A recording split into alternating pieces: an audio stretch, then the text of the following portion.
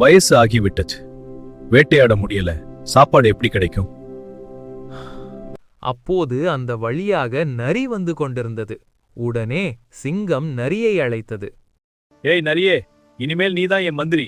தினமும் எனக்கு ஒரு விலங்க கூட்டிட்டு வா. சரி ராஜா, நான் முயற்சி செய்கிறேன். நரிக்கு என்ன செய்வது என்று தெரியாமல் காட்டுக்குள் சென்றது. அப்போது அந்த வழியாக கழுதை வந்து கொண்டிருந்தது. அதைக் கண்ட நரி உடனே சாமர்த்தியமாக, நண்பா கழுதையே, உனக்கு ஒரு பெரிய அதிர்ஷ்டம். சிங்கராஜா உன்னை மந்திரியாக தேர்வு செய்துள்ளார். எனக்கு சிங்கம் என்றாலே பயம். அது என்ன கொன்று சாப்பிட்டு விடும். இல்ல நண்பா, நீ ராஜாவுக்கு அடுத்த பெரிய அதிகாரி. எல்லா விலங்குகளும் உன்னை மதிக்கும். அப்படியா? சரி, நான் வர்றேன். பானரியாரே என்று சிங்கம் கூறும்போது ஒரே அடியில் கழுதையை கொன்றது. கழுதை அதே இடத்தில் உயிரை இழந்தது. நீதி: அறிவில்லாதவர்கள் எளிதில் ஏமாற்றப்படுவார்கள்.